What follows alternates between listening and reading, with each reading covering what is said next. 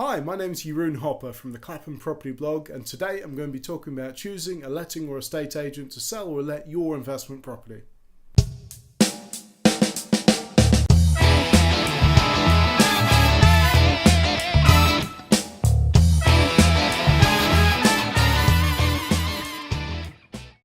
Hi, my name is Jeroen Hoppe. I'm author of the Clapham property blog.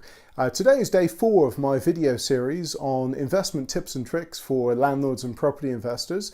Thanks very much for all the positive feedback I've had on the previous videos. Looks like video really is the medium of 2017.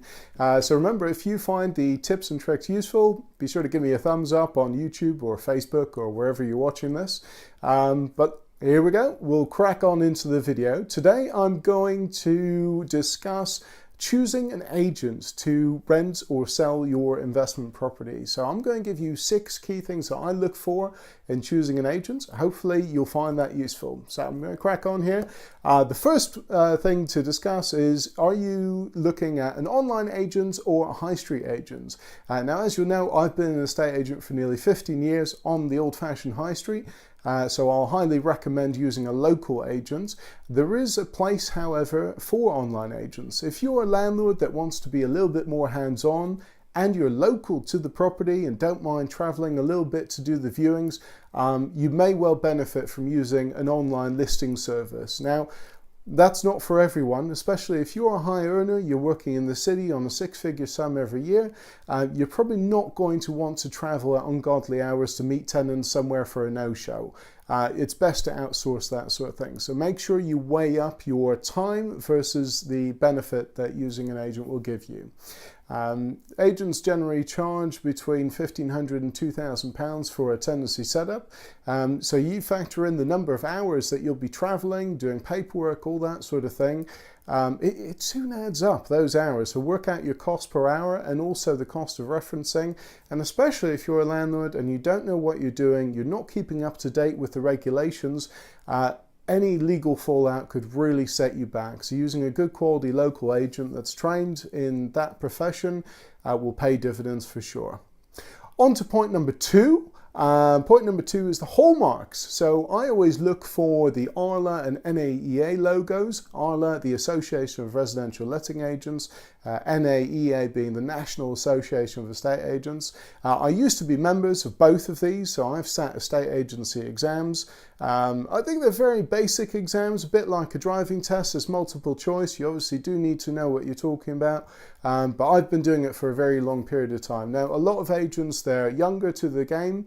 You see a lot of people in their early 20s going into estate agency, but if you're looking at the agency itself, so there's 2 types of membership. There's the agency membership, in which they make a commitment to the ARLA or the NAEA to have 1 fully trained member of staff who sat the exams per office, and then obviously over time, as the juniors, they stay for longer and that sort of thing, they should be sitting those exams as well, in my opinion.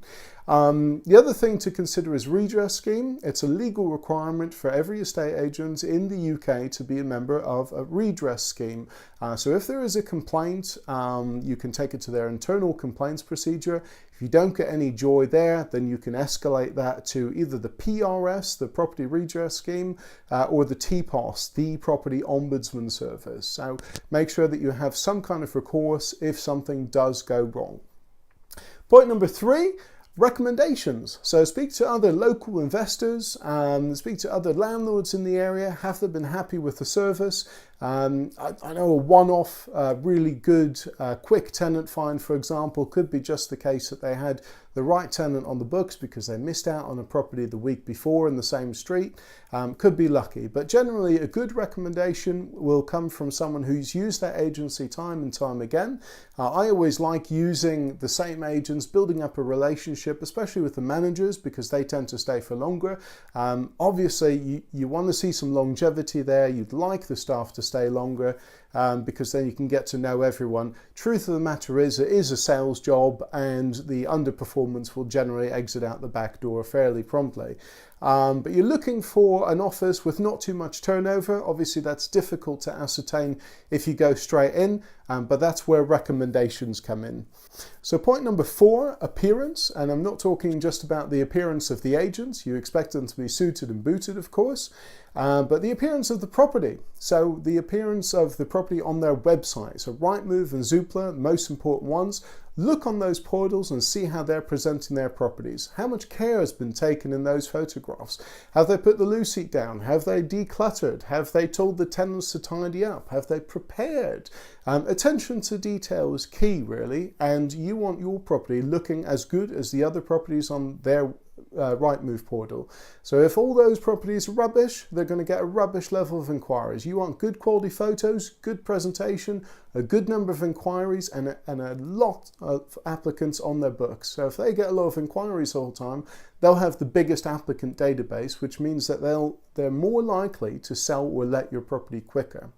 So point number 5, experience. Experience not just the agents themselves, but the agent's experience in that road or in that block. If they have sold or let in your block or road before, then it's more than likely that they've got an applicant database that is kind of matching to your property. So if they've sold one last week, they've got some buyers left over from that one. Obviously they'll have had viewings there. They can swing them straight onto yours. Oh, you missed out on this one. I've got this one. It works a treat. So look at the property that they sell or let regularly and try to match that up. You know, agents generally get a reputation for selling a certain type of property. So if agent X is selling 2-bedroom houses all day long, you've got a 2-bedroom house, that's probably going to be a good mix. Savills, £1 million houses quite easily, not so much 2-bedroom council flats for £200,000. That's more Bairstow Eaves.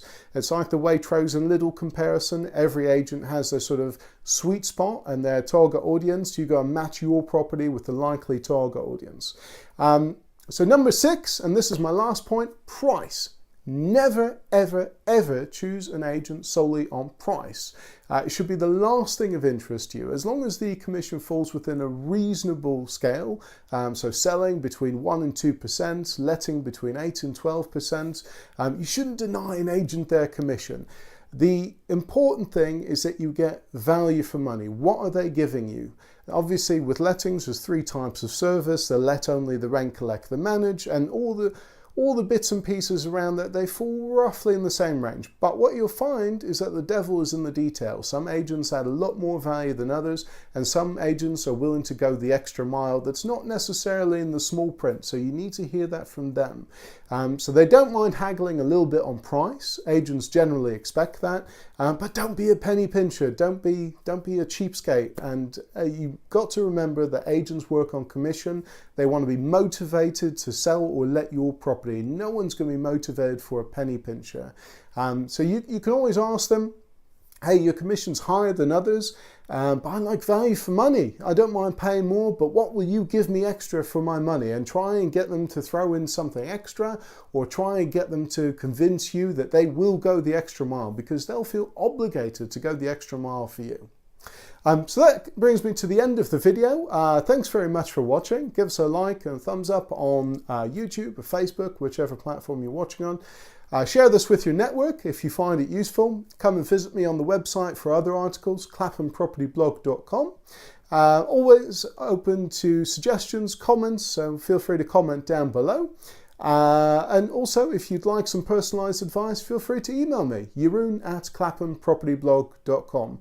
If you'd like to meet me in person, why not join me at the Clapham Property Meet? We've got the meetings happening at the last Tuesday of every month, bar August and December when we have a break. So come and join me for a nice drink and a good guest speaker talk about a specialised subject in property investing, and pick my brains then if you like. So I look forward to seeing you tomorrow for another episode in this video series. Hope to see you then.